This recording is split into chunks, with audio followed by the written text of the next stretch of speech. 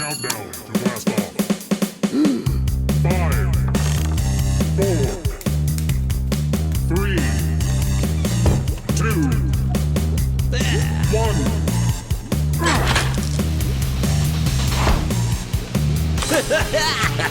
Welcome to Lord Blood-Rah's Wrackin Theater.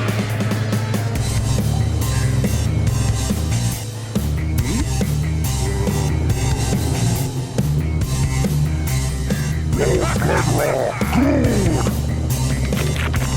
Welcome.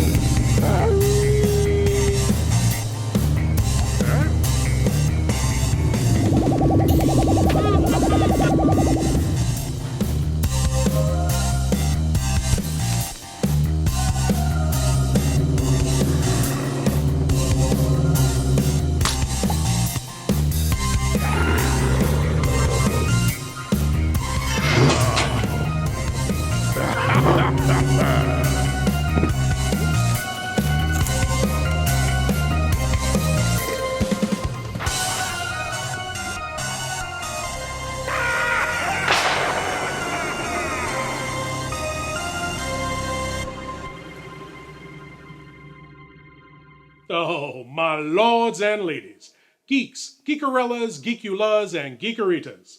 I am Lord Blood-Rah, and this is Lord Blood-Rah's Nerve-Wrackin Theater. And tonight's movie answers the question, what would happen if Dracula met the Tin Man from The Wizard of Oz? Kind of. Tonight, from 1944, it's the old dark house mystery comedy, One Body Too Many. One Body Too Many stars Jack Haley, the Tin Man from 1939's Wizard of Oz, and co-stars, well, more like features, the dark prince of horror Bela Lugosi, 1931's original Count Dracula. Here comes a wacky tale of greed, murder, and disappearing corpses. Here is One Body Too Many.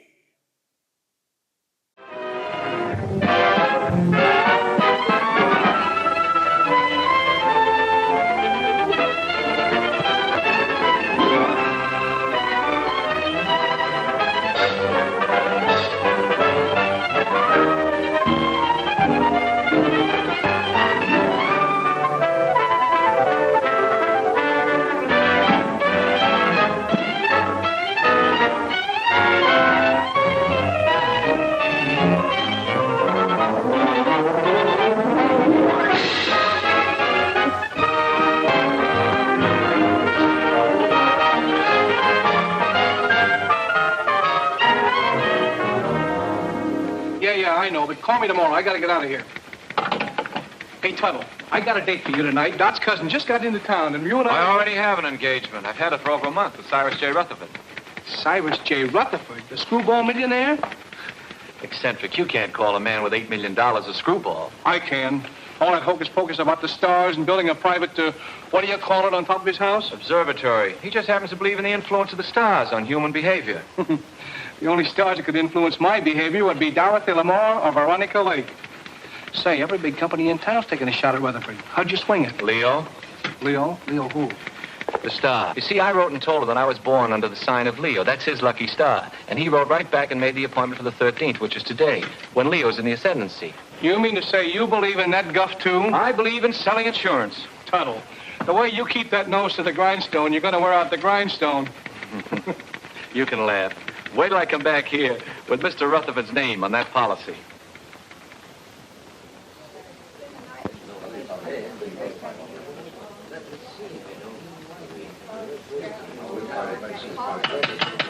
Quiet, please. I, Cyrus J. Rutherford, being of sound mind and body, do hereby declare the following to be the preamble to my last will and testament. The disposition of my estate is of only slightly less interest to me than it is to you, my loving heirs. It has been divided among you. The largest share is to be $500,000, and the smallest, $1.50 to pay for the taxi from the station. So pay close attention, all of you.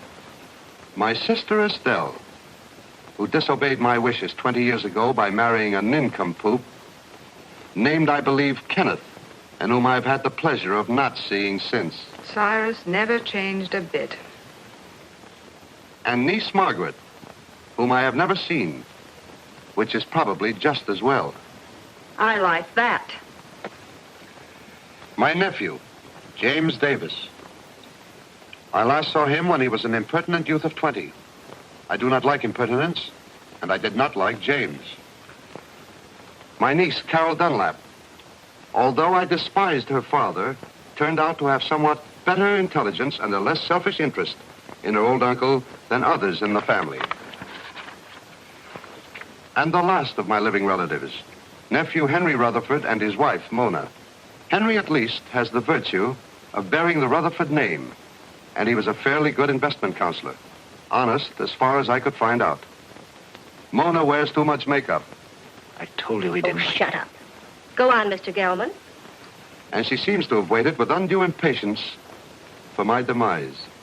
My faithful butler, Merkel, who for 20 years padded the household bills, and Matthews, who kept house for me in a haphazard sort of way.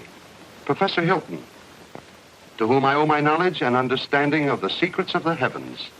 And finally, my lawyer, Morton Gelman. Well, that's about all, folks. The rest is just routine. Go ahead and read it. We're all just one big happy family. Yes, let's hear it. We want it.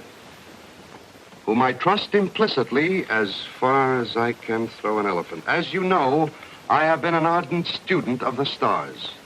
I want to continue to be exposed to them. Therefore, I wish to be interred not underground, but in a glass-domed vault where they will evermore continue to shine down upon me. You are all to remain here as my guests until this vault is completed. After I have been safely interred, you may open my will, which is now sealed in the safe in the specimen room. Then you will learn how I have seen fit to reward you, one and all.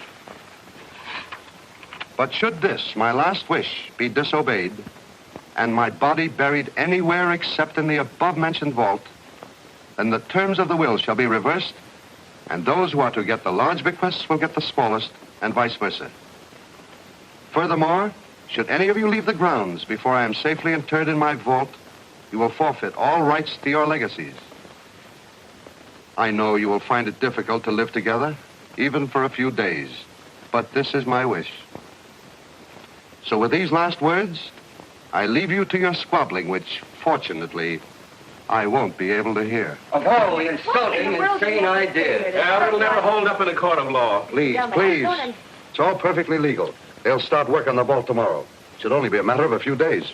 Looks as if you and I are in for the lion's share. You mean from what Uncle Cyrus said? Oh, this place gives me the creeping meanies. I wish it were over with. You don't have to stay. Have you read the final will? Do you know who gets what? He drew it up himself, and nobody will read the will until he is properly interred. Well, if Yeah, I'd known all Let's not about stand it- around in the presence of Uncle Cyrus's body and quarrel about his will. I wouldn't quarrel either if I'd spent 20 years stooging for a slice of it. I resent that. I meant you to, dear cousin.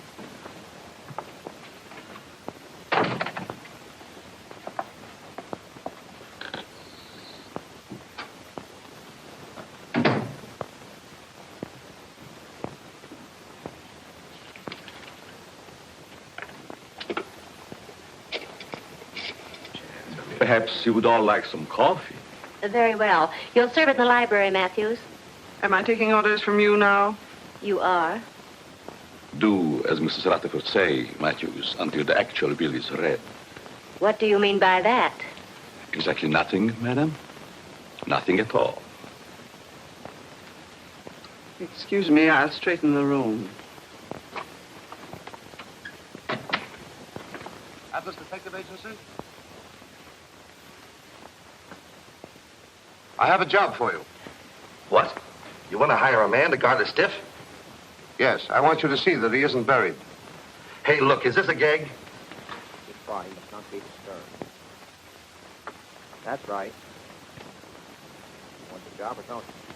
We'll keep your friend on ice. Just pay my man the first $100 when he gets there. All right. I'll be expecting you in about an hour. Can I play too? I beg your pardon. Well, that's all right. I was just going to have a quiet 6 or 8 drinks if you will tell me which is to be my room. Well, I could even show you, unless you'd rather drink alone. Mrs. Rutherford. Mona!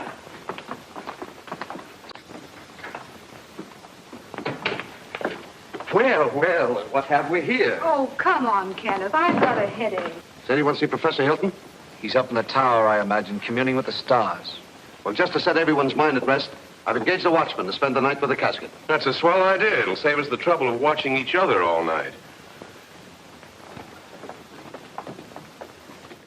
Well, money, who's got the money? Our mystery begins.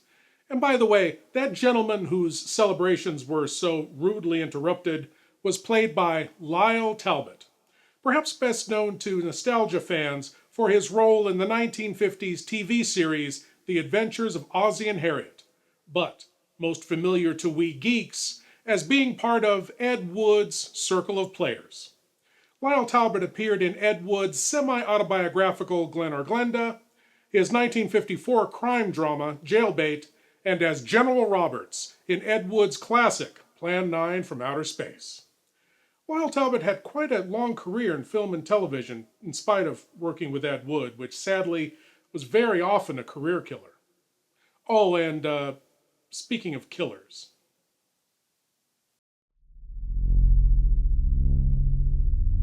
Do you love horror, science fiction, B-movies, horror hosts, old-time radio, just plain spooky stuff? Then you should sign up at patreon.com/Lord Blood-Rah.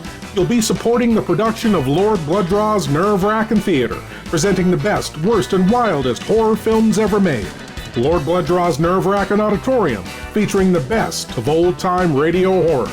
Captain Paxar's Star Cadet Hour, showing classic 1950s sci-fi shows for Star Cadets of all ages. Plus, you'll get exclusive access to bonus content like Behind the Curtains of the Nerve-Wrackin Auditorium, a deep dive into radio horror. Lord Blood-Rah's B-movie reviews, a look at a classic low-budget drive-in feature, and much more. Sign up today at patreon.com/Lord Blood-Rah for the love of horror. Larry!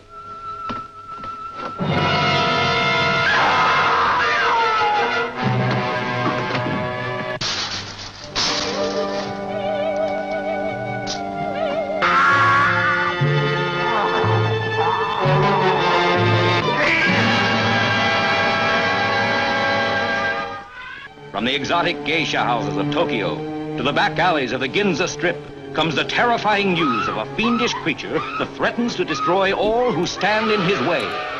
This is the frightening story of an American reporter in Tokyo who unwittingly became the victim of a shocking scientific experiment that turned him into a horrible mutant, half man, half monster, the Manster.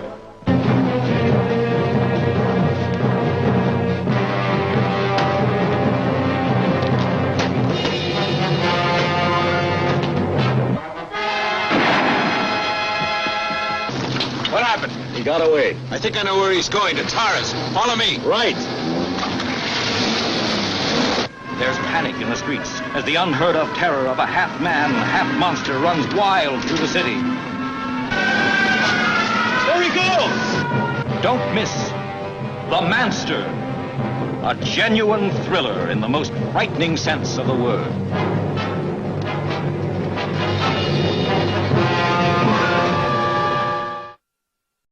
We now return to One Body Too Many, as a house full of greedy relatives, some greedier than others, must stay in the old man's mansion until his crypt with a moonroof is built. One thing is for sure, there will be fewer of them by the end of the movie.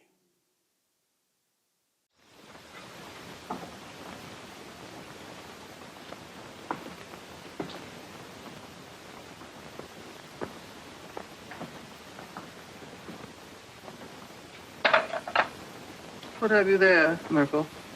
There are too many rats in this house. They should be done away with. You haven't put out enough cups. Mr. and Mrs. Rutherford, are they to have it too? All of them.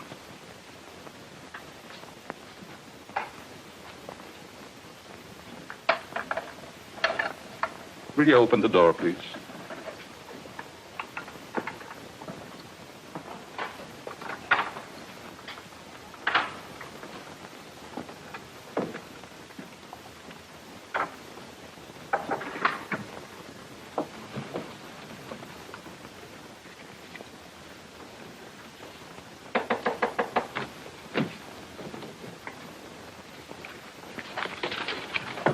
Come in.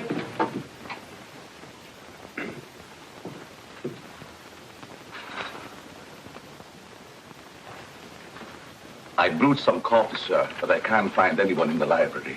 Well, they're probably all retired. Wouldn't you care for some, sir? No, it keeps me awake. I assure you, this coffee will not keep you awake. No, thank you. No, thank you, Merkel. Very well, sir.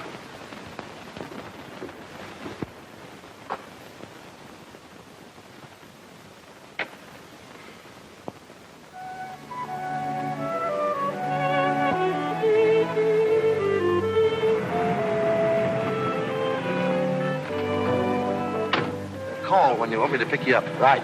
And don't let the stiff take a powder on you. Creepy joint.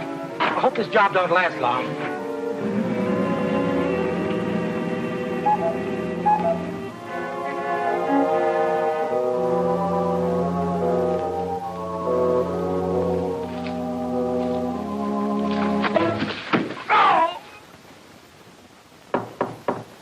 Come in.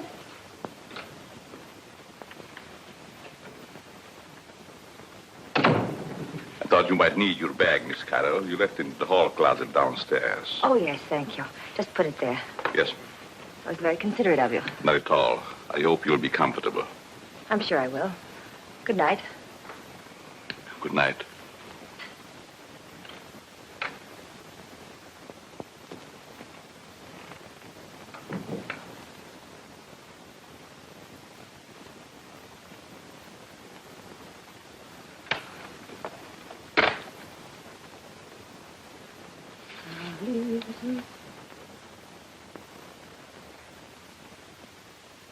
Leave this house at once if you value your life.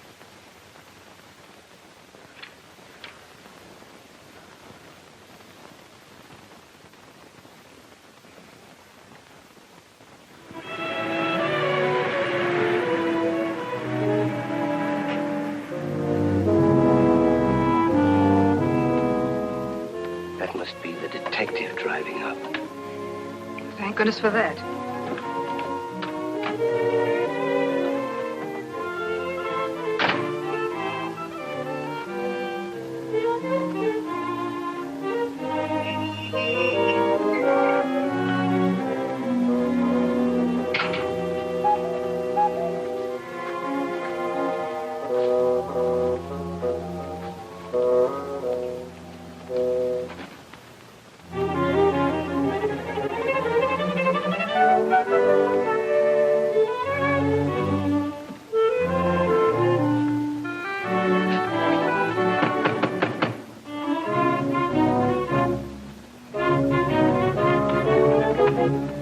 Good evening. I have an appointment.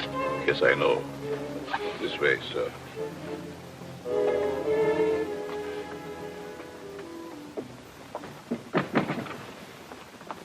Nice place you have here. Yes, sir. Oh, I've been trying to get here for so long.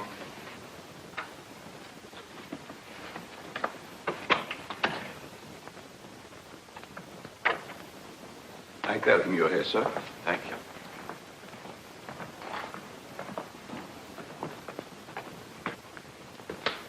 Go. You're not wanted here. Hmm? Go. Go. Oh, I'm so glad you've come. Say, I that... wouldn't have slept and wink all night if you hadn't. Well, thanks. That's awfully kind of you. You don't look a bit like I expected. I don't? No, I thought you'd be more rugged looking. You know that late. Why do I have to look rugged? Well, I don't mean that you aren't. I just mean that you don't look it. I suppose under your coat you're a mass of muscle. Just shows how deceptive appearances can be. Oh, I don't think my appearance is so deceptive. Now you're being modest. But then I've heard that people who lead dangerous lives usually are. Well, it isn't so dangerous, but once in a while you run into a rough customer who tries to throw you out, but mostly it's just routine. Oh, I wouldn't call it routine to go tracking people down so they can shoot at you. Oh, no one's ever gone that far. Although one time a fellow tried to cancel his wife's life. Oh, how horrible.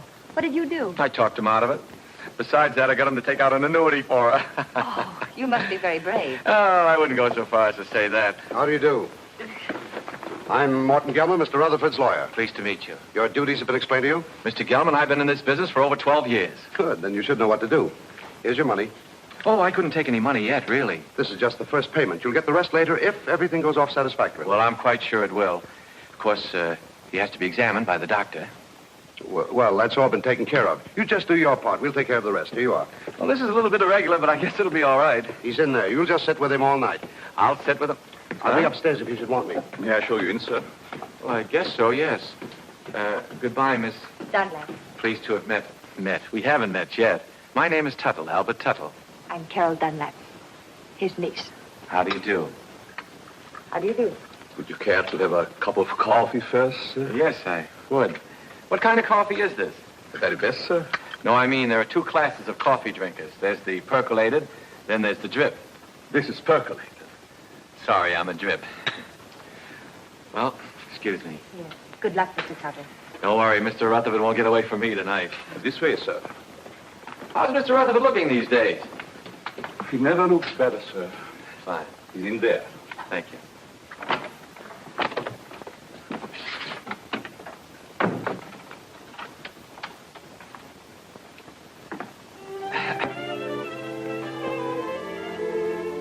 Good evening, Mr. Rutherford. Oh, there you are. Mr. Rutherford, I'm Albert L. Tuttle of the Emperor...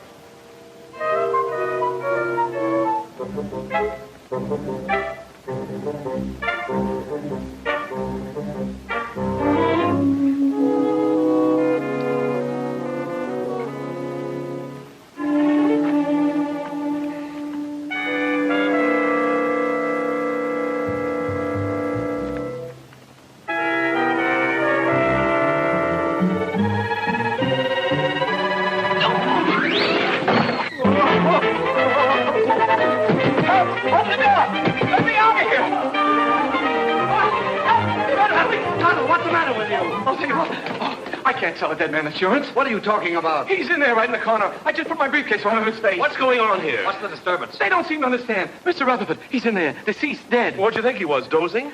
You mean you knew it all the time? Why else would I hire you to watch the body? Watch it. I came here to sell it. Him, life insurance. Who ever heard of selling a dead man life insurance? I don't want to sell him now. Say, who are you anyway? Albert Tuttle of the Emperor Life Insurance. I had an appointment, Mr. Rutherford. I've had it for over a month. I was going to sell him a $200,000 policy and get my gold pin. Why didn't you say so? What are you doing going around posing as a detective? I wasn't posing as anybody. I came here to see Mr. Rutherford, and I've seen him, and I'm going to get out of here. Not with my $100. I don't want your money. I didn't want it in the first place. Here. Hat and coat, I don't sir. want my hat and coat. I didn't... Oh, excuse me.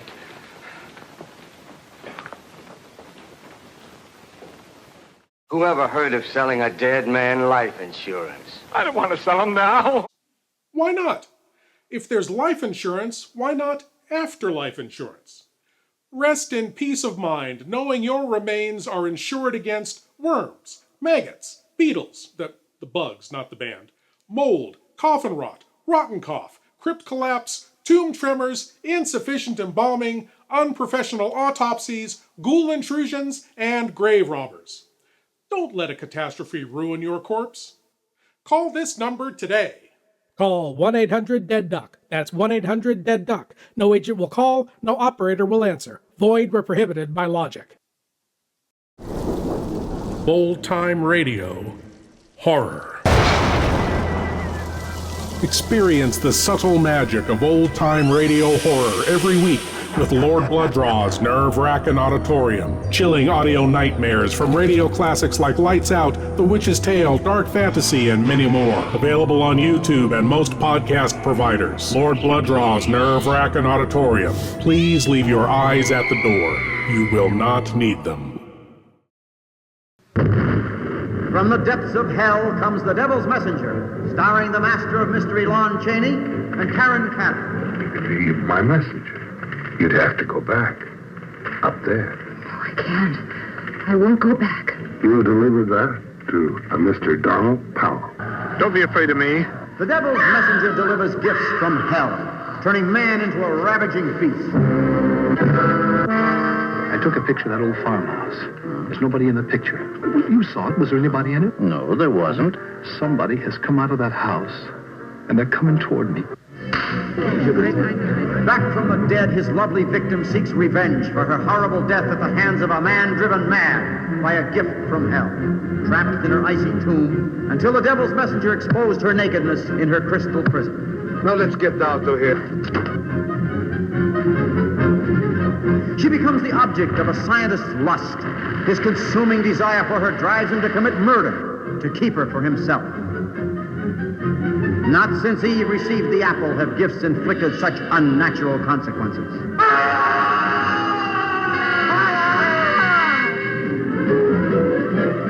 Tonight at midnight, you will be dead.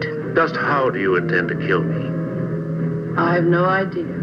I don't even know you. Crystal ball foreshadows doom, for it is the plaything of the devil, and only he can change the events it foresees. You must see what the devil's messenger has in store for you.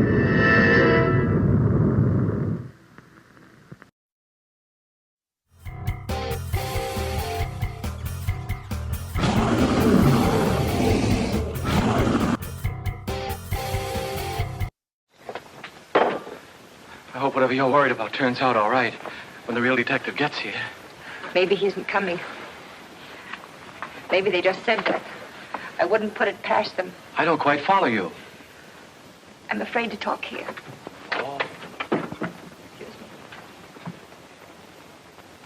Worried about staying here. I'd be very happy to drive you into town. I have to stay.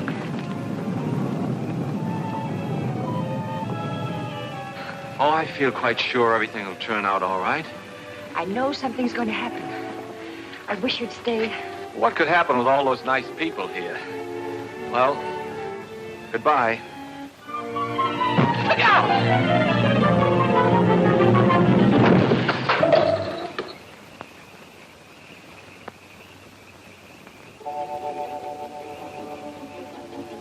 Get away from here before you get yourself killed. Wait a minute, pal. Wait a minute. You're gonna pass up a bet like that? Pipe that dog. You could be a hero. Go now while you got both legs. This is none of your business. Don't listen to that side of you. Get in there and pitch. Look at those eyes. Look at those. Stop it. Stop it. She's luring you to destruction. She'll try flattery next. She'll say, "You saved my life. You're wonderful." Oh, you saved my life. You're wonderful. What did I tell you?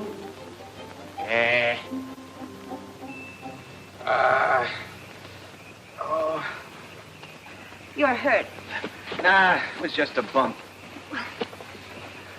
You all right? Yeah. Oh. Well, goodbye. Oh, please don't go. Oh, it was just an accident. No, it wasn't. Someone tried to kill me. I know it. They said they would, and they'll try it again. Here, will you read this? Somebody put it in my bag. Leave this house at once if you value your life. Well, goodbye. Hey, that's really on the level. Somebody tried to... Whose room is up there? Well, that's the tower, I think. The tower, eh? Somebody tried to kill you, eh? Well, I'll show him he can't go around throwing rocks on people. I'll go up there and I'll get him in my hands and I'll tear him apart. Now, please don't. You might get hurt. It's a good thing you talked me out of it. Then you'll help me. Well, Please. Well,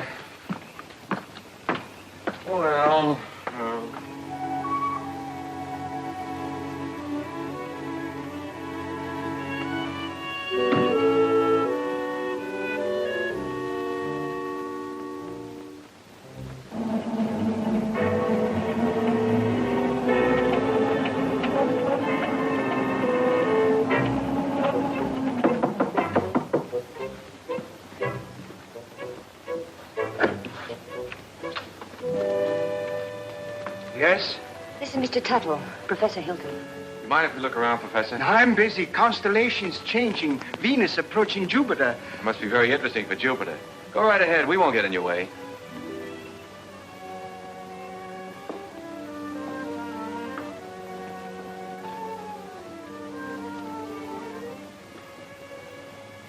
Careful.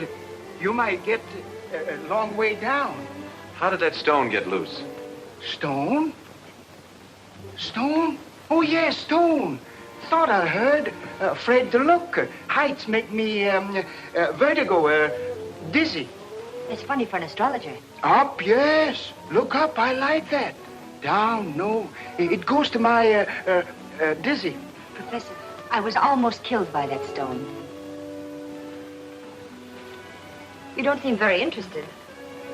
What will be, will be. It's all in the stars. May I look at your hand? Palms? Poppycock bungum. Don't believe in reading palms. Depends on what you see there. There's dirt on yours. How did it get there? My pencil. Rolled underneath the telescope. Dusty under there. Very dusty. Well, excuse us. Thank you.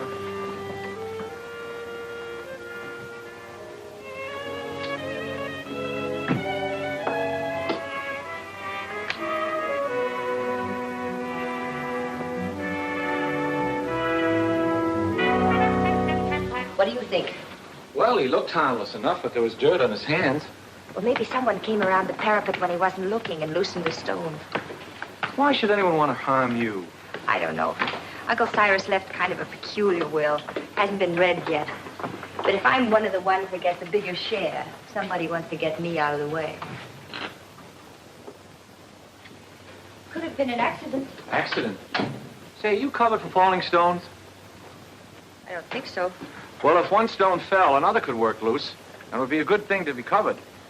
Let's see now. Oh, the detective. I wonder why he didn't show up. Hmm? Atlas Detective Agency. Canal 60598.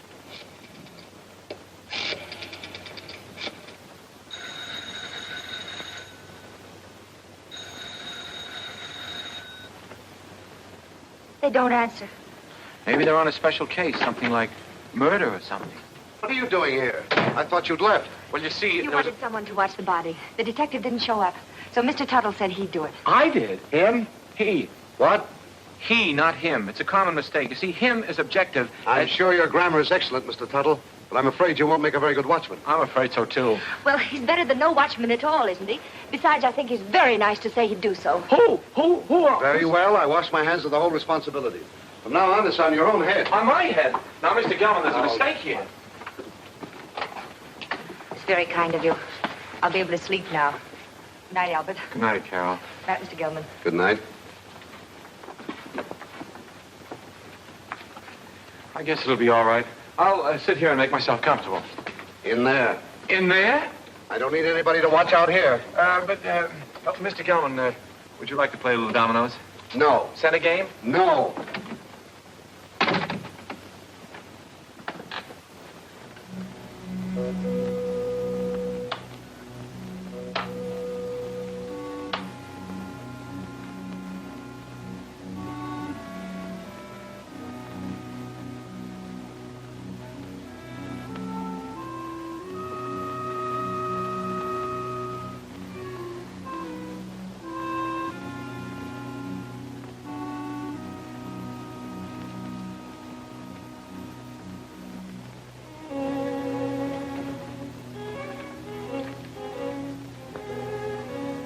Murder at midnight.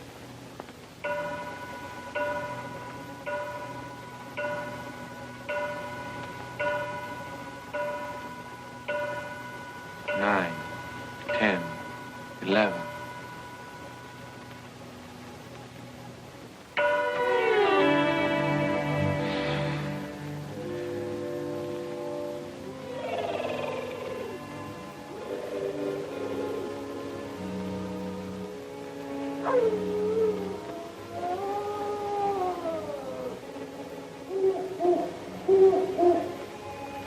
The large, gloomy house was dark, except for the light by which McGarity was reading. Outside, a storm was brewing. Inside, the painful silence held a promise of violence and death. In the distance, the first faint rumble of approaching thunder was heard. Bela Lugosi hasn't figured very prominently in this film tonight. And you Lugosi fans out there will know that's pretty much the way his career went. This film was made in 1944, 13 years after the role that made him famous as the king of the vampires, Count Dracula, in the 1931 classic Dracula.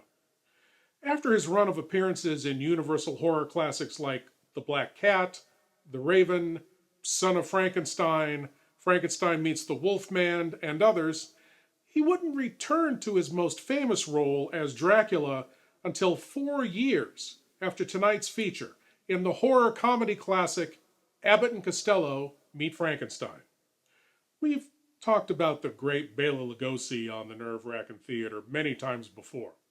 And if you'd like to know more about this great cinematic icon of horror, please check out 10 Facts Geeks Must Know about Bela Lugosi on my YouTube channel. There are a lot of fascinating facts out there that you might not be aware of. It's fun stuff. And speaking of fun stuff, you won't find any of that in these commercials.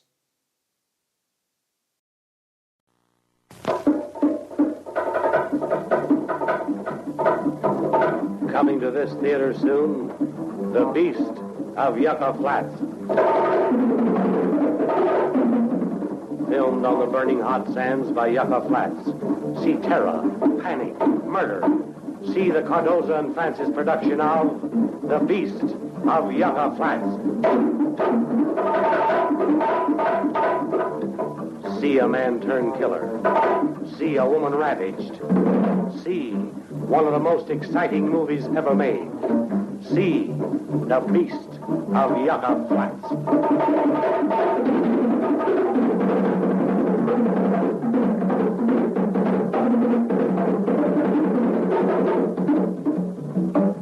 A killer on the loose. Death sweeps across the desert. Panic. A bloodthirsty killer stalks a moonlit desert. See The Beast of Yucca Flats.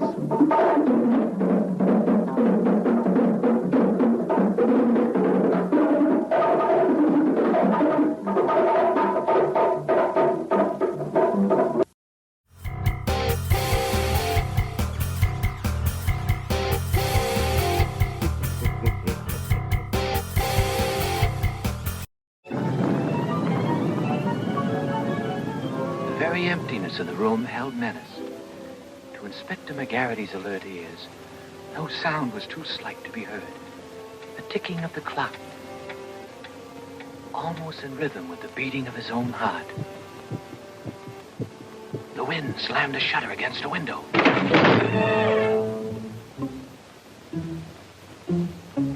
McGarrity knew that the hour was at hand. Quietly, a secret panel opened in the wall behind him. Two hands with fingers curved like the claws of a predatory animal reached toward his throat. Feeling vaguely that something was amiss, McGarrity glanced around. The hands withdrew. When they reappeared, they held a handkerchief to jam down his throat and snuff the breath from his lungs before he could cry out.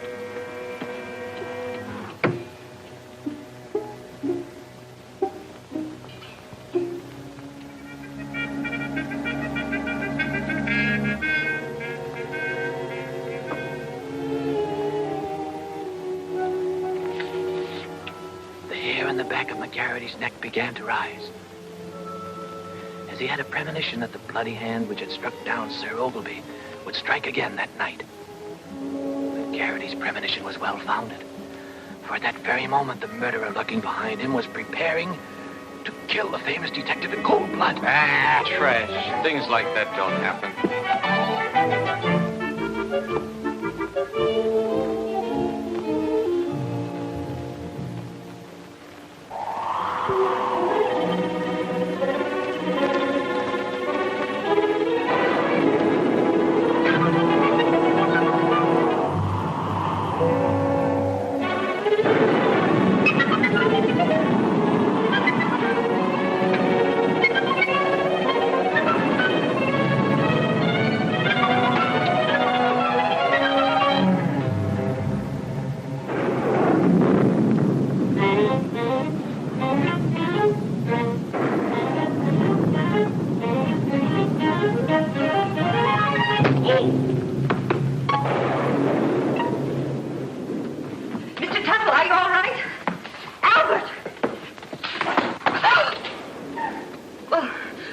the matter with the lights?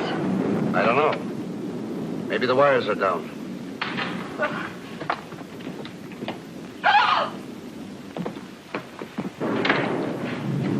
Albert! Is he dead?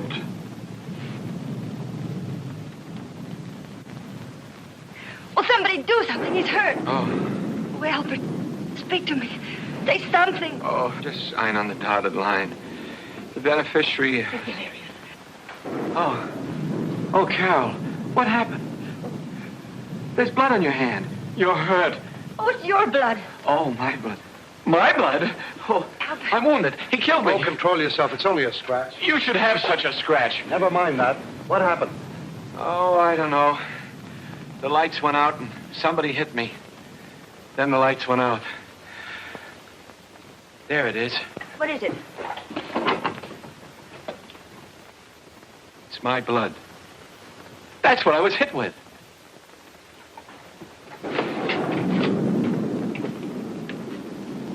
Both doors are locked from the inside. It's someone right here in this house. Where were you 5 minutes ago? Oh, don't be so nosy. I was with them. Why? What's the matter? You got a headache? Maybe you can tell us what's the matter. Someone attacked him. It's my blood. We were upstairs having a nightcap. Kenneth Hopkins, you promised you'd only have one drink. It's cold up there in bed. Who's this? Mr. Tuttle was acting as watchman to be sure that no one steals the... He's gone. What? Well, maybe he went out for a little walk. This is no joking matter. How did this happen? Do you realize what this means if he's buried underground? I thought you were getting a watchman. Somebody knocked him out.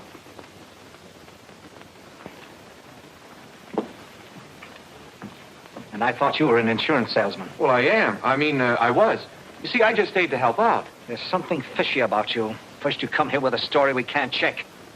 Then you worm yourself in as a watchman. Henry, if you're insinuating that Albert had anything to do with it, well, I asked him to stay.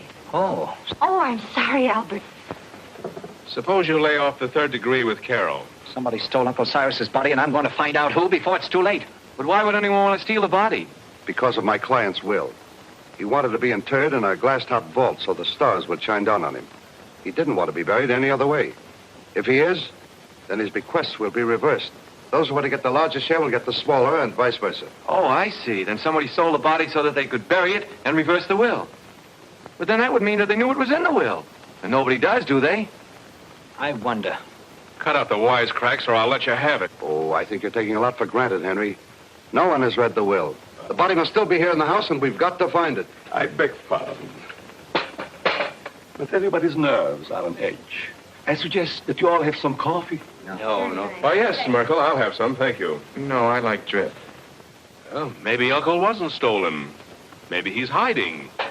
I can see why he didn't like you. And I'll tell you right now what I think. What? That you and Kenneth, who undoubtedly are down for the smallest share, have stolen it. Why, you two-bit heel, I've been wanting to do this for 20 years. Oh, Albert! Now look what you did. Oh, no, I hit the jackpot. Uncle Cyrus's body. Take it away, somebody! Take it away!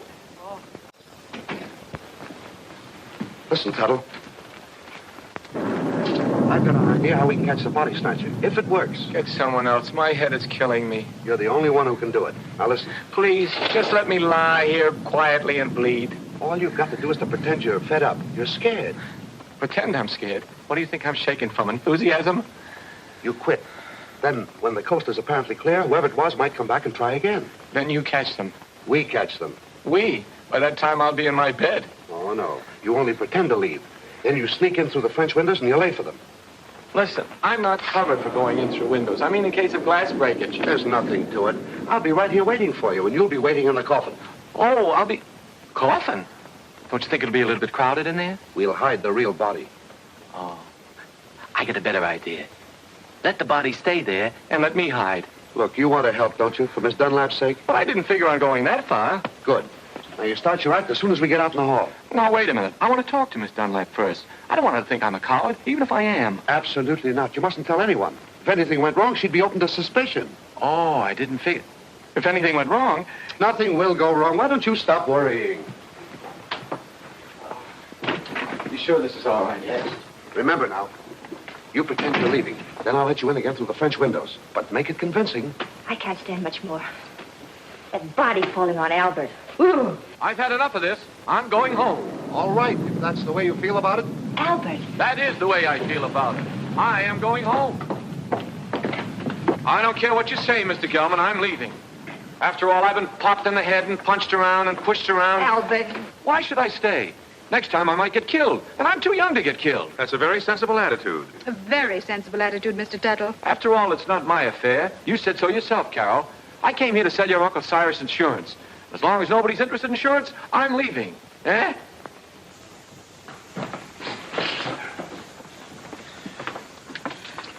Well, goodbye, Carol. Goodbye, Albert.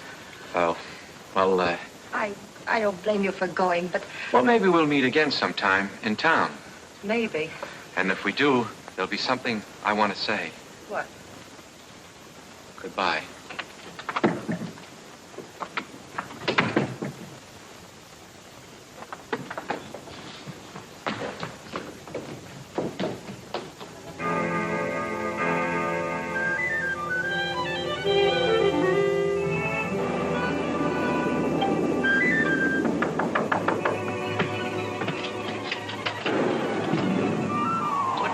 You had to pretend to go to bed so the others were too. They're all asleep now. Come on. Can't I sit here a while and defrost? Come on, we've got work to do.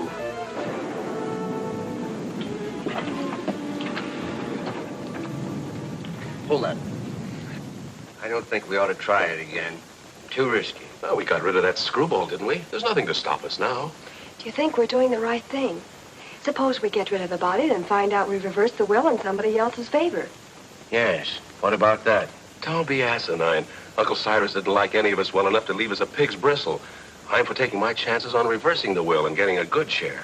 All right, I'm with you there. But what was the goofy idea of moving the body? I thought he was plenty comfortable in the cellar, where we put him first. Are you serious? I thought you and your pop put him behind the living room panel. We thought you did. Hey, wait a minute. Either you two are giving me a runaround or somebody else is playing put and take. I wonder who. Well, stop wondering. This time we'll stash Uncle Cyrus' body where nobody will ever find it. Get your coats. What for? We're going to take a little hike. But I... And stop nursing that bottle. Come on, Dad. Come on, hurry it up, will you?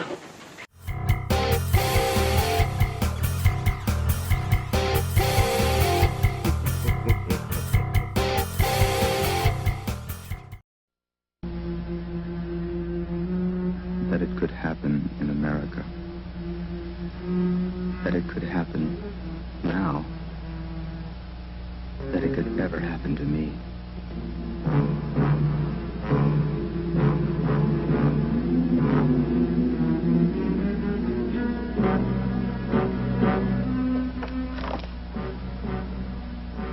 Another murder tonight. At Watergate. My apartment.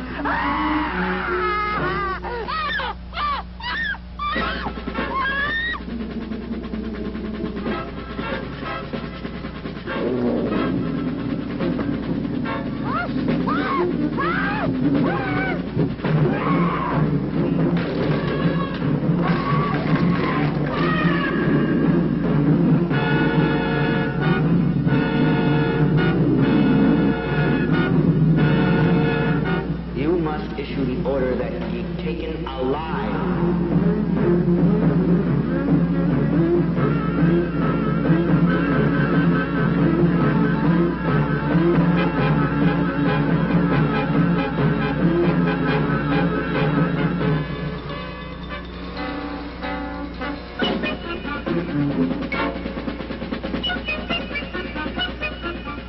The moon hasn't risen yet. Put a guard on me.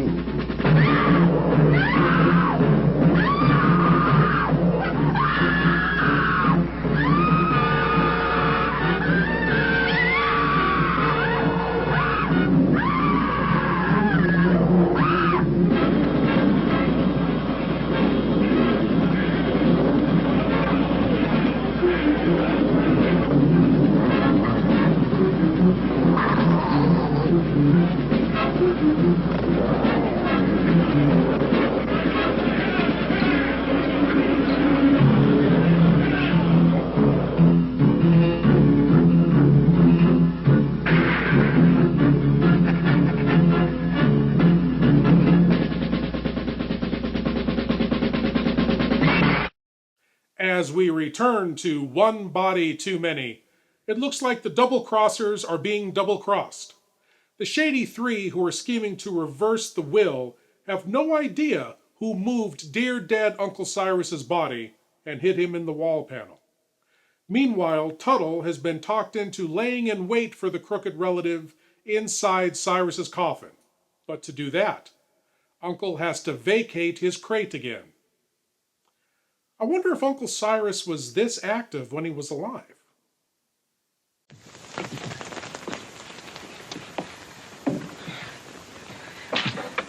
Think you'll be safe in there? Of course. You'll be watching. Yeah, I'll be what? Here, hide the key. Come on.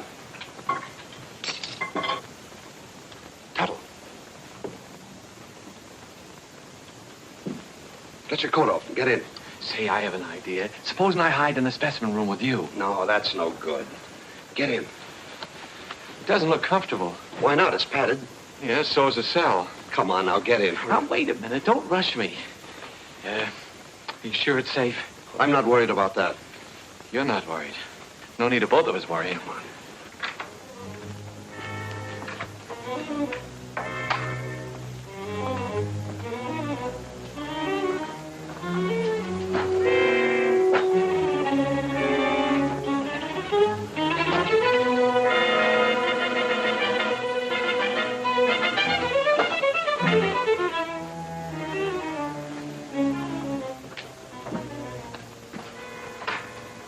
Come now, I haven't got very much time. Oh. Don't lock it. Of course not. Mr. Gelman. What is it now? Could you get me a glass of water? I got hiccups. Hold your breath, that'll cure you. That's what I'm afraid of.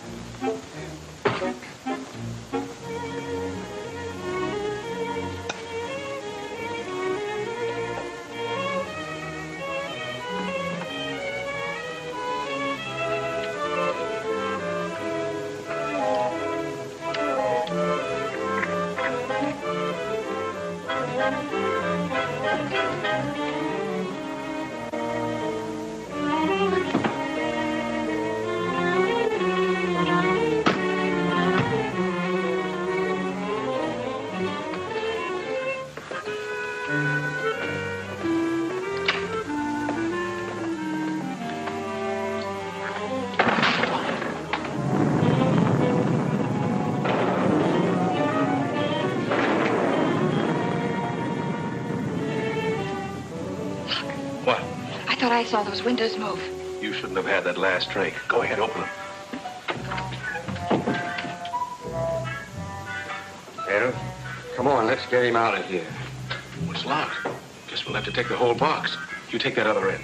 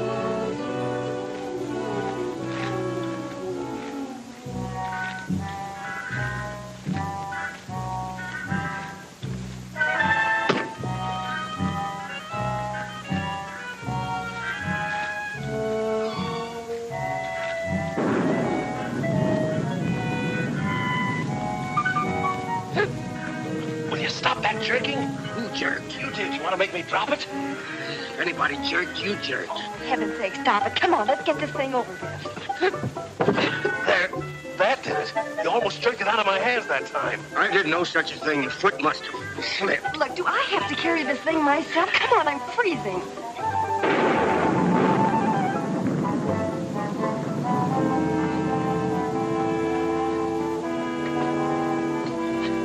Well, what do you say to this for a ready-made grave?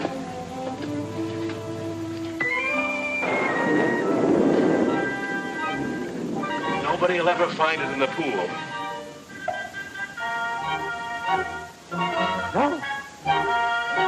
Can't we get this thing over with?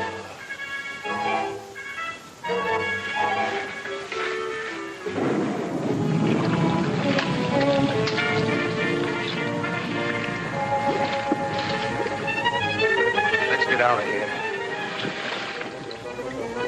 Let me out of here!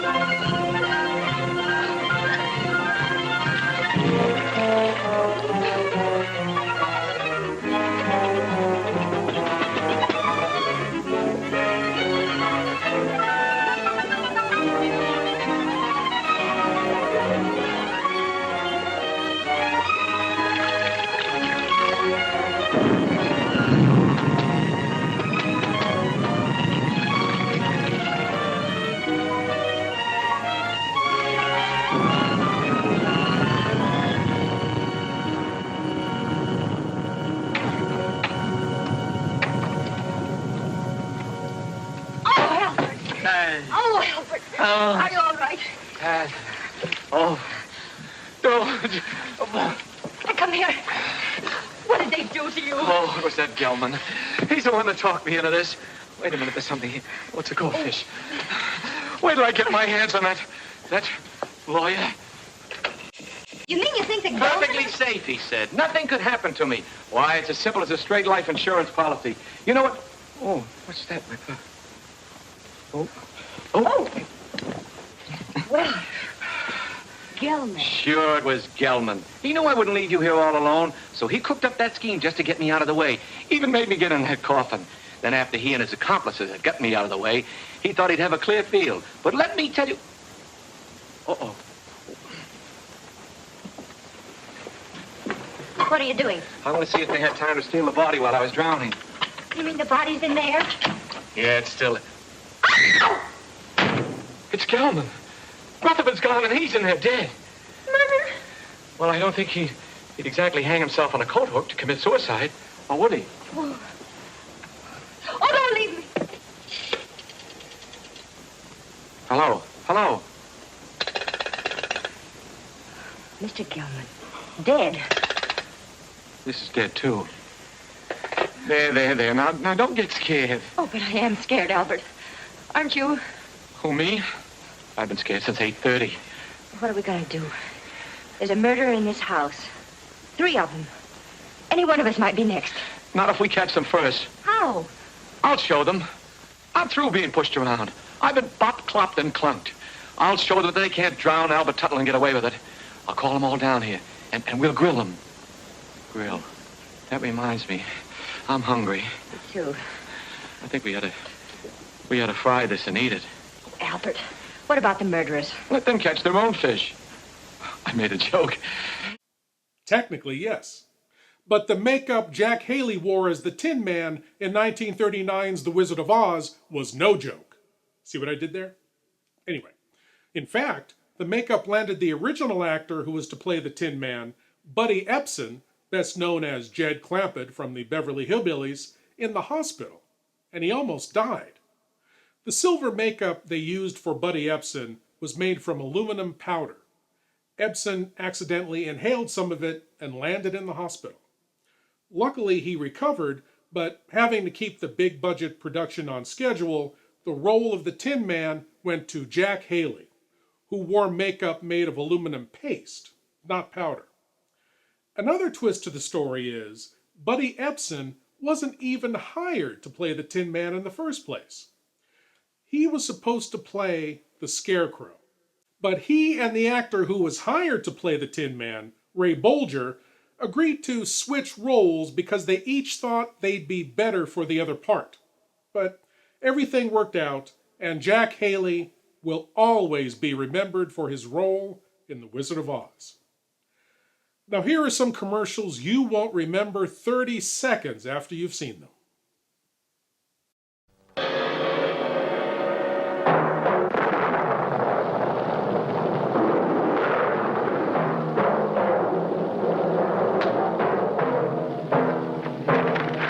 Lobo, take the girl to my quarters.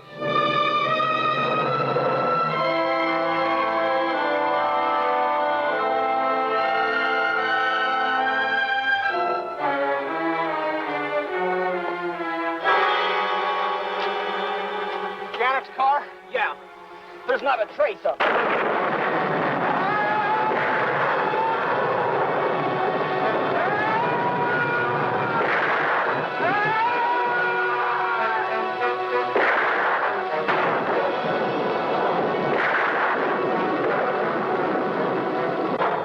Let me loose. Do you hear me? You will be soon as big as a giant. Or, like all the others, dead.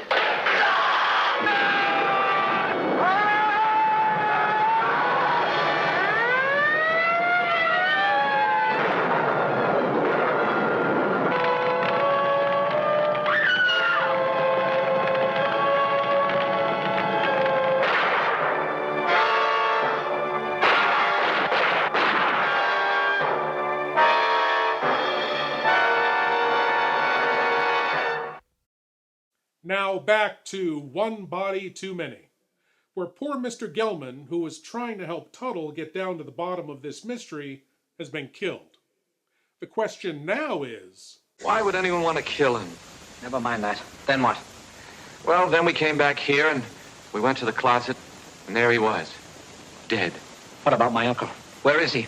We'd better find the body before it's buried. How can you be so cold-blooded? A man's been murdered, and all you can think about is your inheritance. Whoever stole the body was thinking about it, too. That same person murdered Gelman. There were 3 of them. I saw them. You saw them? Why didn't you say so? Who were they? It was dark. I couldn't tell. You couldn't tell? Merkel, Yes, sir. do you always sleep fully clothed? No, sir. Then what are you doing dressed at this hour of the night? I was waiting for the next occurrence. Oh, then you knew something was going to happen. Well, didn't it? Having already been aroused once before, I thought it would save time if I remained in my room on call. Is that how the mud got on your shoes? Waiting in the room? I stepped out to let the cat in, out of the rain. What rain? What rain? The rain that's falling down, sir. What is the trouble? I heard the commotion. Where were you, Professor? Watching Venus under the rain. Mr. Gelman has been murdered. Well, you're not surprised. Surprised? No. Not even at murder? No such a thing. Foreordained. Mr. Gelman in the shadow. An unlucky star. Very unlucky. Well, if the stars can tell you all that, perhaps they can also tell you who killed him. No. I am a scientist, Mr. Turtle. It's Tuttle. Not a detective. I can tell you this, though. Do not make too many plans for a birthday party yourself. You are under the influence of a very precarious star. Very precarious, Mr. Tiddle. It's Tuttle. My car is outside. I'm going for the police. You'll never get there. Why not? Begging your pardon, sir. The bridge over the creek was washed out. I saw it from the tower. No one can get in or out. Then I'll walk. Suit yourself, sir.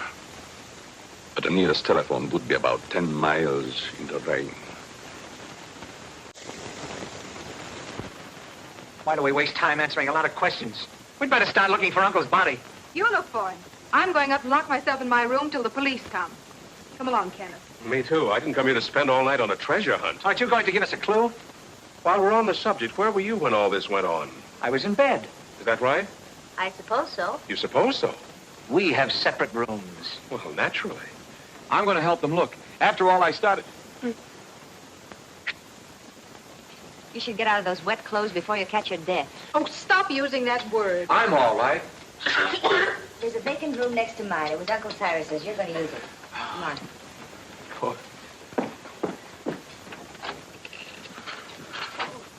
Would you like some coffee, Mr. Total? It's Tuttle. Tuttle. No, thank you. Madam? I don't need anything to keep me awake.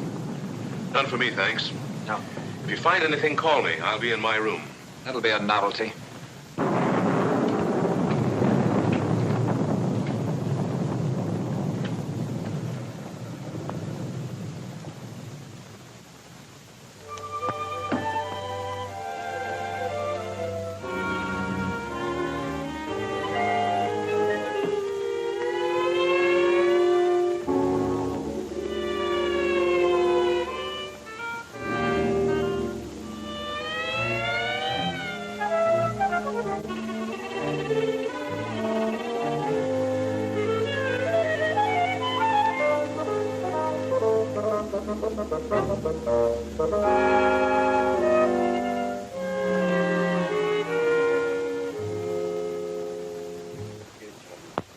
Business wasn't at all smart. You don't think I killed him, do you? If you didn't, who did? You might have. Well, me. Listen, you're not trying to pin this on me, are you? Oh, don't be silly. We were all together. Except when you went for your coats. Stop it. Somebody else wants the will changed even more than we do. Enough to commit murder.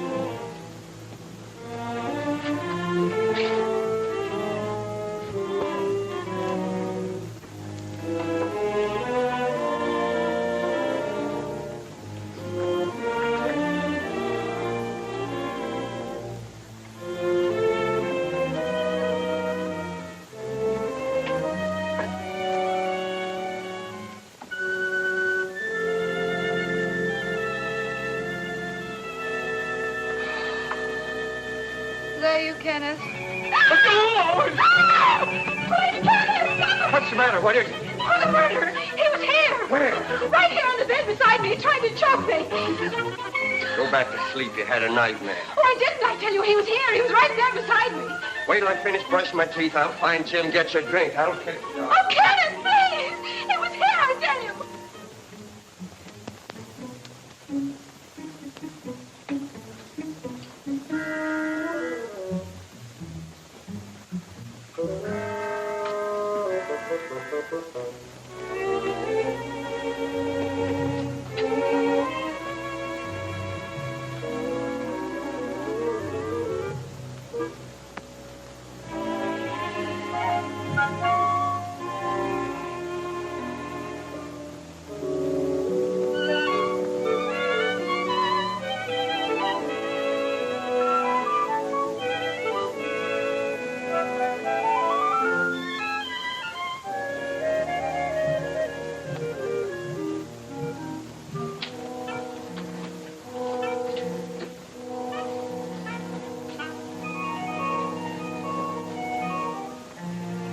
It's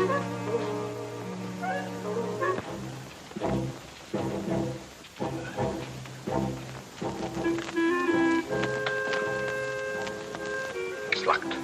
I have to get my keys. Let's get it out of the way for the time being. All right.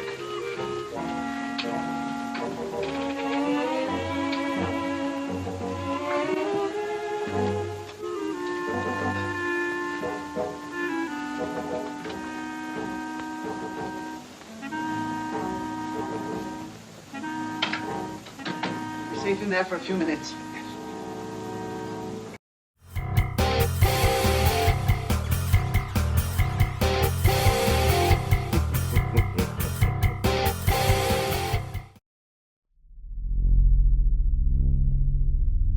Do you love horror, science fiction, B-movies, horror hosts, old-time radio, just plain spooky stuff? Then you should sign up at patreon.com/Lord Blood-Rah. You'll be supporting the production of Lord Blood-Rah's Nerve-Wrackin Theater, presenting the best, worst, and wildest horror films ever made. Lord Blood-Rah's Nerve-Wrackin Auditorium, featuring the best of old-time radio horror. Captain Paxar's Star Cadet Hour, showing classic 1950s sci-fi shows for Star Cadets of all ages. Plus, you'll get exclusive access to bonus content like Behind the Curtains of the Nerve-Wrackin Auditorium, a deep dive into radio horror. Lord Blood-Rah's B-movie reviews, a look at a classic low-budget drive-in feature, and much more. Sign up today at patreon.com/Lord Blood-Rah for the love of horror.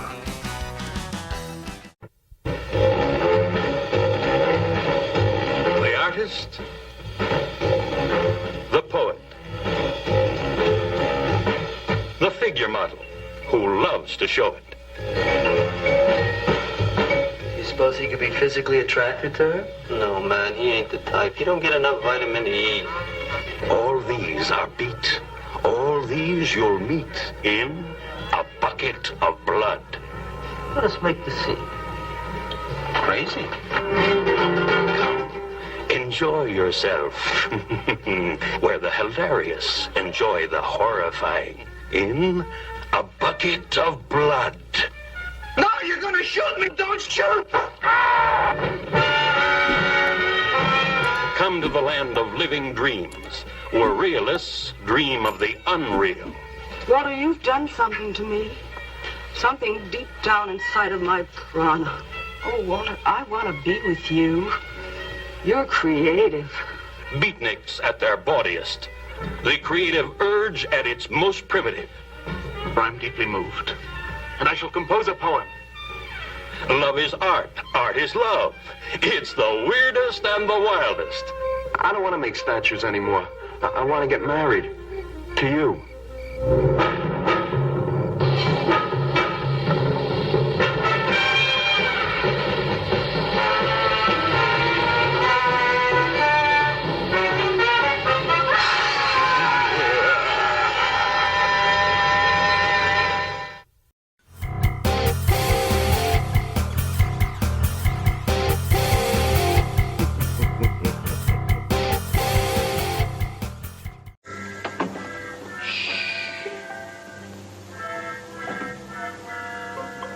Here's one with a couple of snorts left.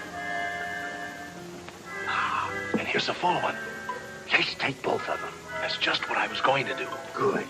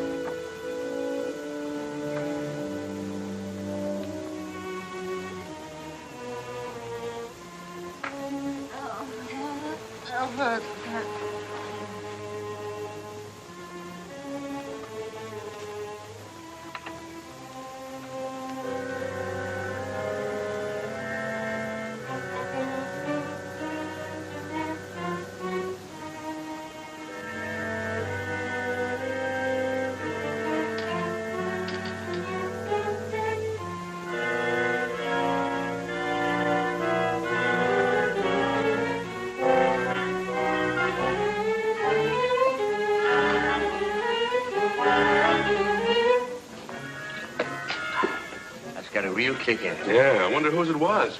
Who cares? I'm gonna sing a song about a murder. Who are you shushing? I guess I can sing if I want, can't I?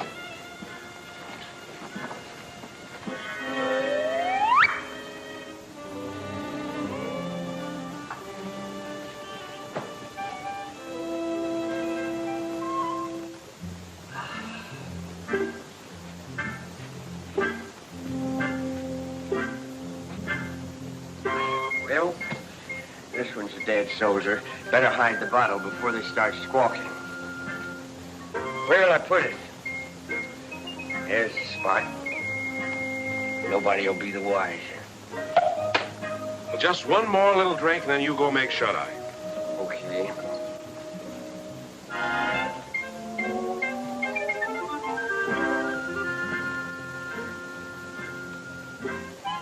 What's that? What's what? I think I've had enough. Good night.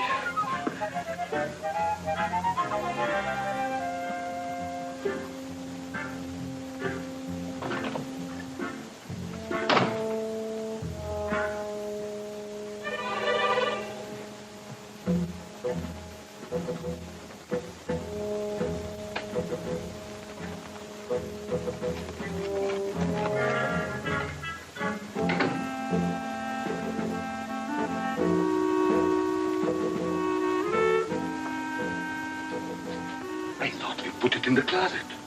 I know we put it in the closet. Did you? Never mind. Let's put it where it belongs.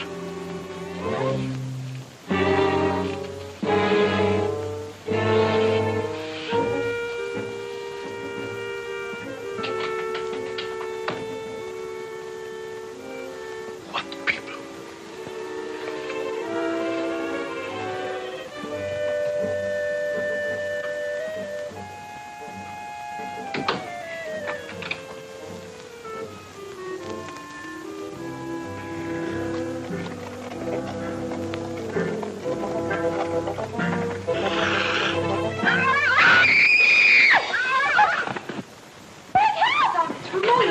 What was that?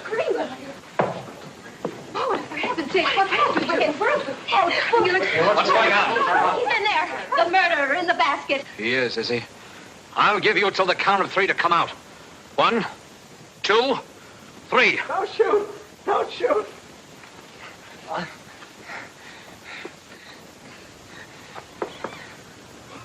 Oh, Carol, I can explain everything. It's, embarrassing, isn't it?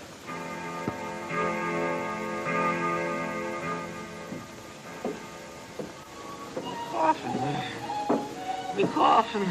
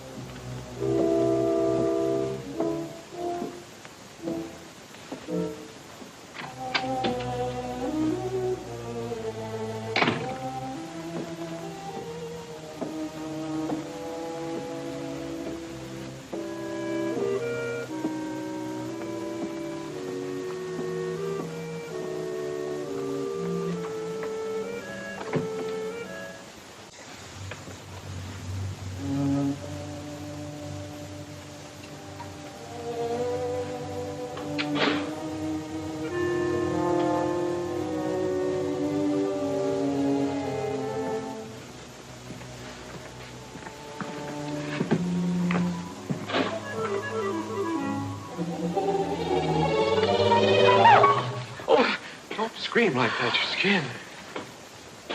Mr. Tuttle, what are you doing here? Well, I heard footsteps. They sounded as if they came from up here. I heard them, too. I'd have sworn they came from right over my head. I guess there's nobody else here. Must have been the wind. We'd better go back before someone else hears us and start shooting. Yes, we'd better.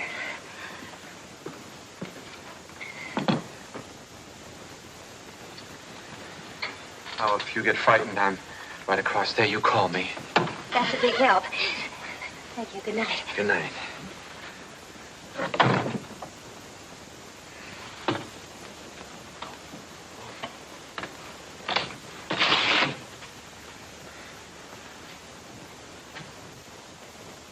frightening. Did you sell any insurance? Now listen, Carol. Done after you. No matter what you're thinking, I'm innocent. I was just taking her back to her room, then I was going to my room. Oh, you've had a busy night. You mean when I got into Margaret's room? That wasn't my fault either. Why, you Casanova. Oh, you got me all wrong. I got into her room to her mother's room. I was lost. Well, if you don't believe me, perhaps you'll believe Mrs. Rutherford. Mrs. Rutherford! You don't have to explain. I only know what I've seen. She doesn't answer. Mrs. Rutherford. I just left her. You better go in. I'll show you. Is she awake? Is she?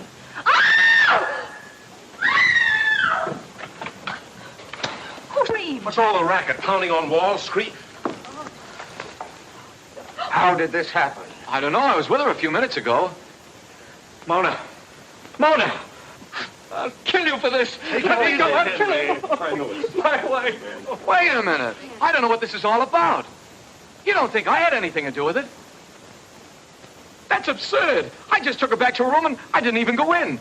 That's Carol. She saw me come out. I thought you said you didn't go inside. I didn't. I just looked around to make sure that there was nobody there. Then you were inside. Oh, that doesn't prove anything. Suppose he was inside. Then he was the last person to see her alive. He just admitted it. I didn't. Anybody could have gotten in here. How? Through the panel.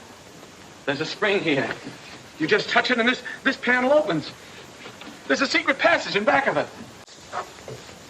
It's there someplace. Save that for the police, only the next time you better make it better. Police? I came here to sell insurance. Brother, you better have some. Oh, Jim, what right have we got to judge? Look, Carol, a murder's been committed. 2 murders. By his own admission, he was the last person to see both murdered people alive. Then he pulls this phony story about a secret panel, only there's no panel. And Uncle Cyrus' body is still missing. I'll bet he stole it. I didn't have anything to do with it. I came here to sell insurance. Why should I go around killing people? Well, that's something else for the police to find out. Let's lock him up before he has a chance to kill somebody else. Now, wait Come a on, minute. you. Wait a minute. I'm innocent. You can't do this to me. I tell you, I'm Put it in the innocent. tower, Merkel. Yes, sir. Uh-oh. Looks like Mr. Truddy's in trouble. Looks like Mr. Tuttle is in trouble. The bodies are piling up. Time is running out. And worst of all, here's another commercial. From ancient Genesis to the modern screen, is the name written in blood. Ega!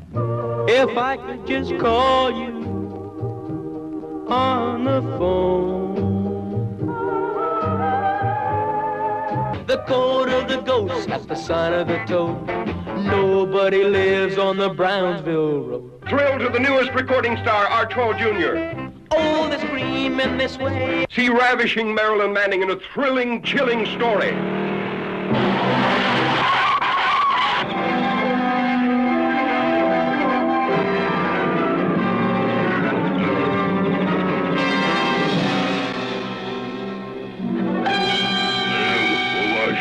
The last of the prehistoric giants sees his first girl. Noah. And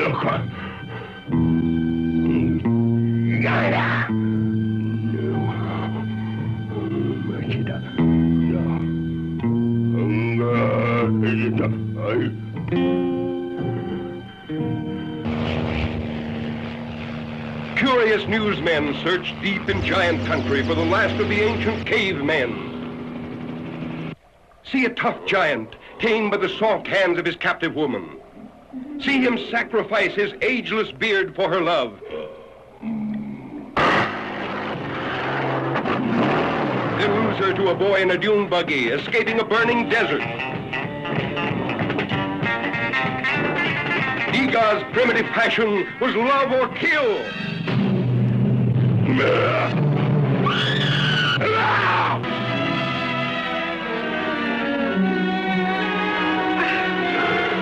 Hear Ega talk, the ancient language of love, used at the beginning of time.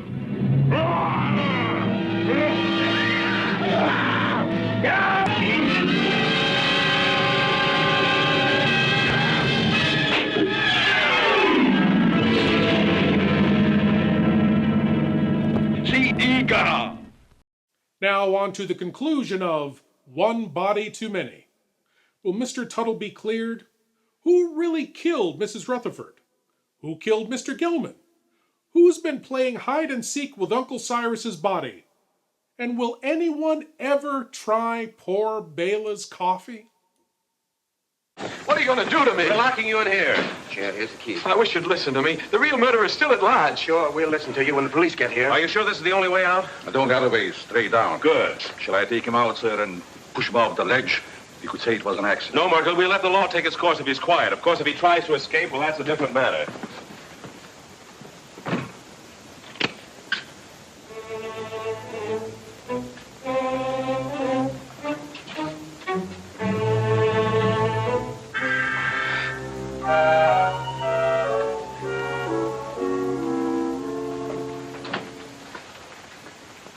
How's Henry? Pretty broken up. I'll see what I can do for him. Perhaps he would like some coffee, sir. Oh. Jim, about Albert. Sorry, Carol. I'm afraid he's just a wrong guy.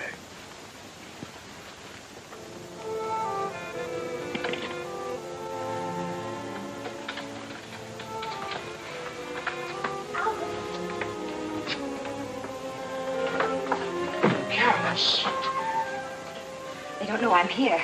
I stole a passkey. You better leave before the police suspect you, too. You believe me, don't you? Of course I do, and so will the police. I'm not so sure. It's just my word against the evidence. Even the stars are against me. The professor said so. Now, don't get feeling like that. Everything will turn out all right somehow. Stars or no stars. Look, it's clearing up already. Maybe that's a good sign. I wonder which one is mine. You know, the precarious one. Don't tell me you're falling for that hooey. You can't tell. There may be something to it after all. Oh. How can those little pinpoints influence your life? You can't even tell them apart. Not even through this thing, I'll bet you. Probably has plain old-fashioned window glass in it. Oh! What's the matter? Something in your eye? Look at it. Look at it. It's nothing. It's him! It's he! Oh, no! Wait for me! Jim! Jim! Jim! Henry! Henry! Jim! Yeah, Carol? What is it? Upstairs in the tower. And the tower's down with Uncle Cyrus's body. Uncle Cyrus in the tower? I was with him. Henry! Henry! Here in the tower. Where is he? He's in there. He looks horrible. What? Right there. It is Uncle Cyrus. Uncle Cyrus, you were up here all alone. What did you do? Something wrong? My telescope? Let me see. Remarkable. Very remarkable. I've never seen the moon's face so clear. The star... Get him out! Get him out! He'll ruin my lens! What kind of a joke is that? This is not a toy! Get him out! Henry! Oh. Henry!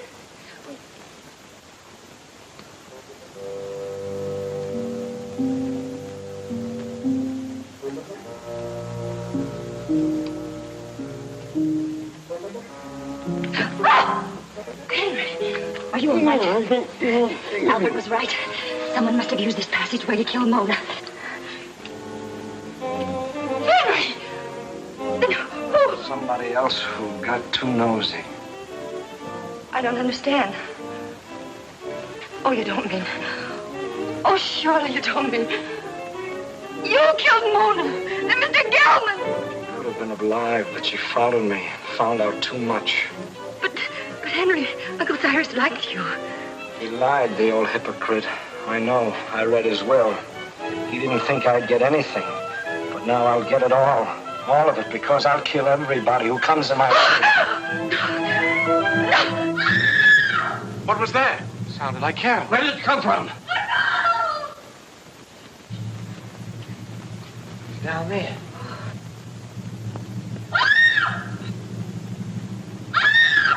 Come on, Tuttle. We've got to find her.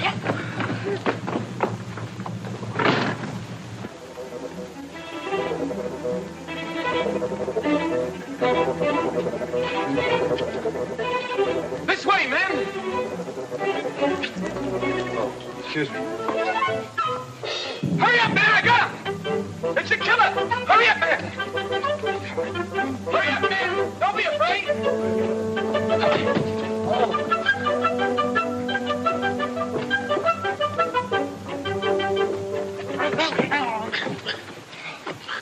Who are you? He pulled a knife on me. I'm a detective. A detective? Yeah, someone caught me on the dole. Well, then, who bought me? The murderer! He's still loose. Down there. Hurry, he's got the girl. Come on, fellas. Hey, what about me?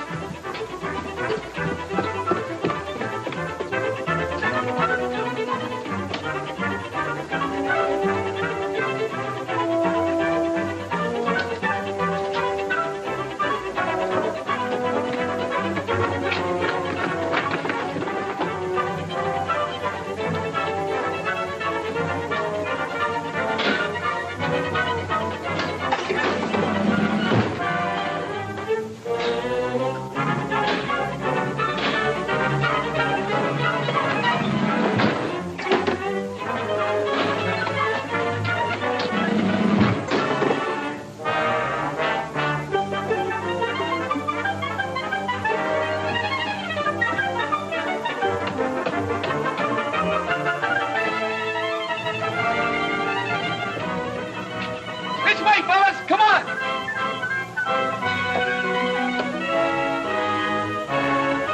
You're going to have an accident. You're going to fall off the tower.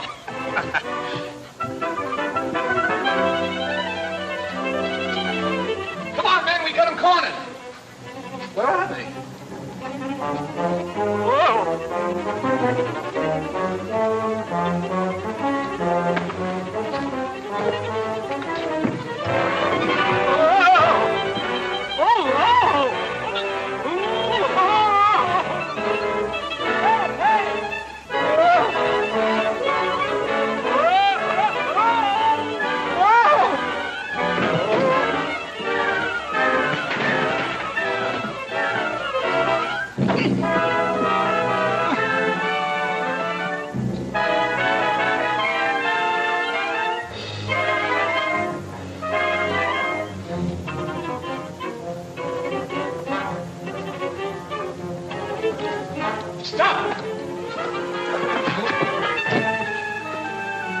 Mr. Rutherford!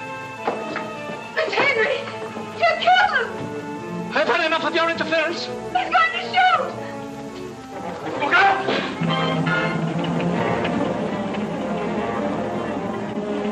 You killed Mr. Gelman and Mona. That's right. Uncle Cyrus underrated me.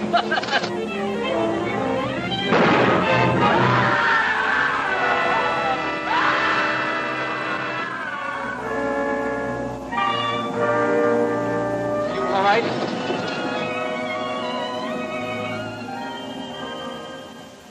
Well, quite a satisfactory will. Go on, Jim. That's all there was to it. Henry had read the will, knew he wasn't going to get much money, so he tried to reverse it. Gelman caught him reading it, so Henry killed him. Well, now that the old boy's resting peacefully in his vault, we're all set for life. Let's have a drink on it. Would anyone like a cup of coffee? No coffee for me. Not for me, thanks. I'm going to have something stronger. Well, Carol,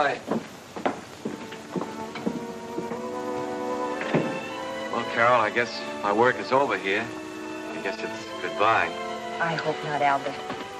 Maybe sometime, someplace.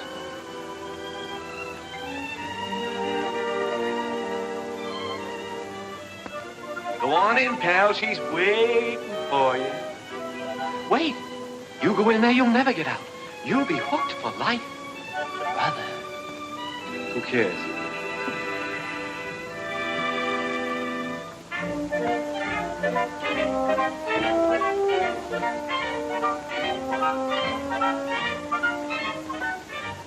Such fine coffee.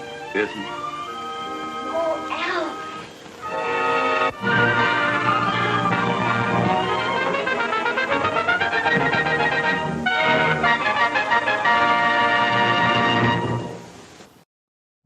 Assume the position and open your minds wide.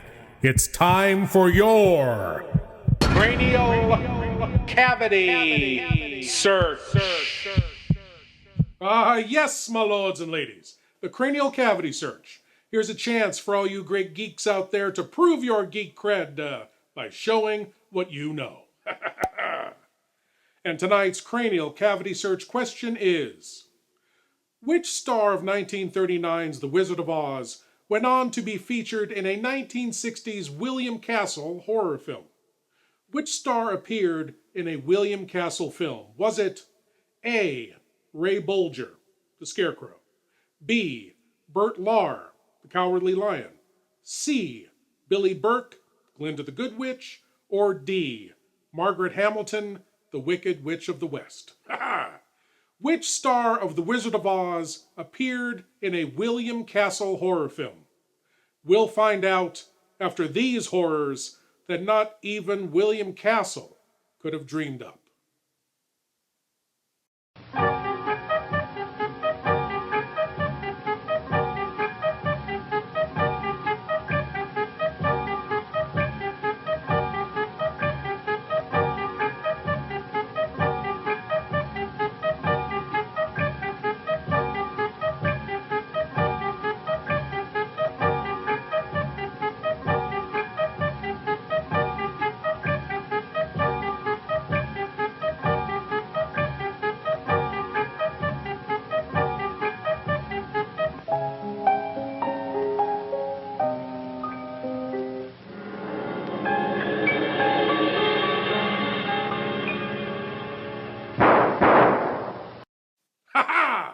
And the answer to tonight's Cranial Cavity Search question.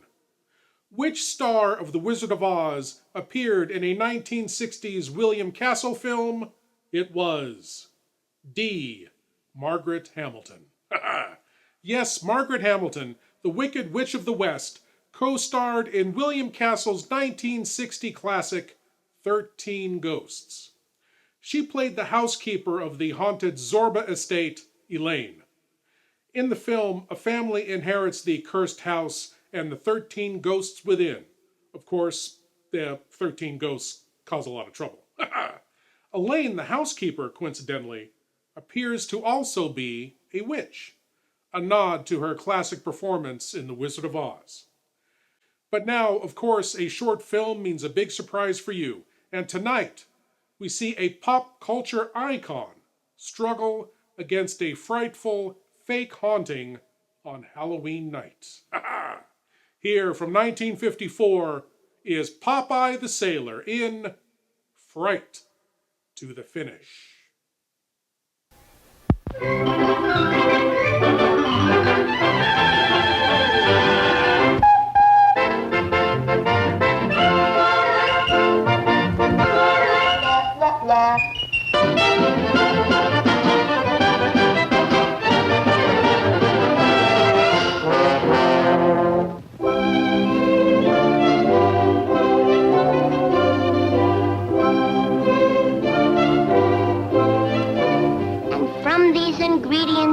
The witches brew their magic potions. Those who partake of this potent liquid will become imbued with an unearthly spirit. But woe to the unfortunate disbeliever, for an evil spell shall be cast upon him. So beware this Halloween Eve, when the earth will be haunted by spooks, ghosts, and hobgoblins. Olive, there ain't no such things. They're just figmentations of the imagination emanations. Pardon me, folks, but it's way past my bedtime. Sorry you have to go, Chub. Good night, Mudo. Boy, oh boy, I thought he'd never leave.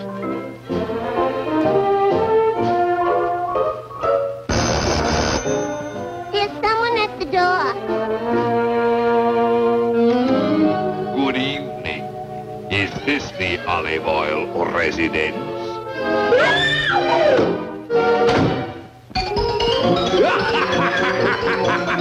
Popeye!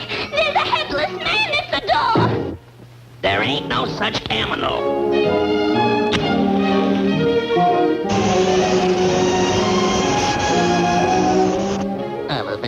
stupid stishkins. Why, it's nothing but a jack-o'-lantern, Olive.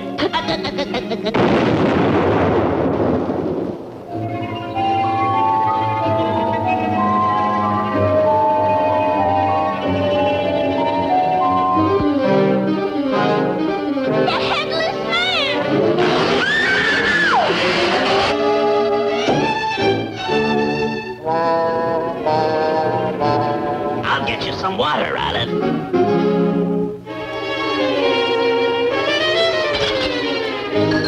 Here's your glass of water, Olive. Oh, thank you.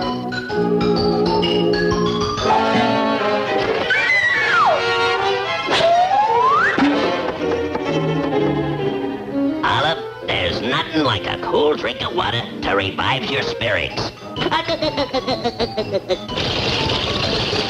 Olive!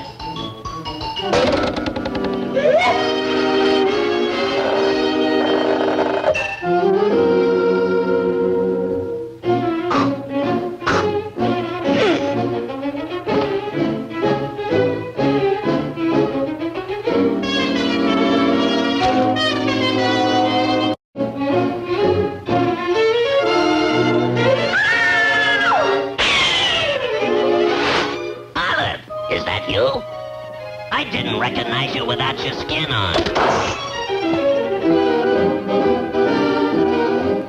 Get out of this house at once, you hobgoblin!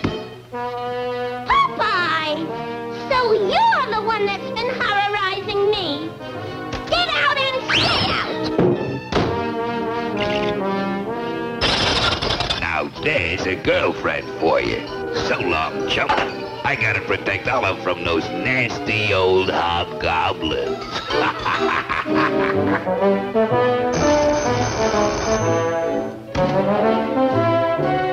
Oh! It's you, Bluto! Yeah, Olive. I thought you might want some company. So, that's Bluto's scheme. I think that'll do some spooking me soft. Just what I need.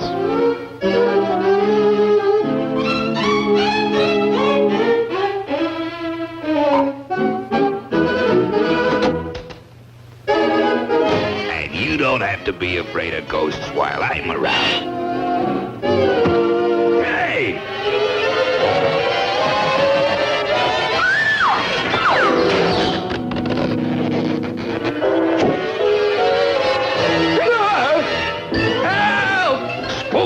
Witches! Hobgoblins! Help!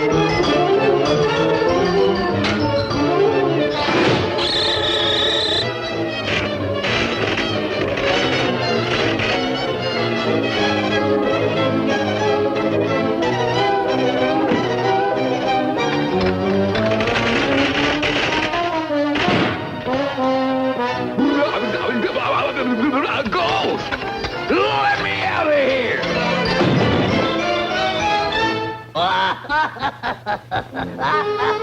Popeye, you're back!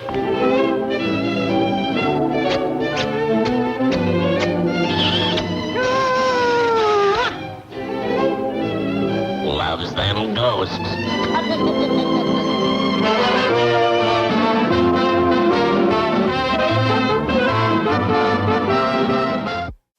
Well, there you have it, my lords and ladies. Dracula and the Tin Man, with a little Popeye thrown in. And by the way, Jack Haley starred in another dark house mystery the year after this one in 1945, Scared Stiff, also known as Treasure of Fear. You may see that one coming up soon in the Nerve-Wrackin Theater. Anyway, my lords and ladies, I want to thank you all for watching, and I want to invite you all back again next week when we'll do whatever this is all over again. As always, I am Lord Blood-Rah saying, geek out.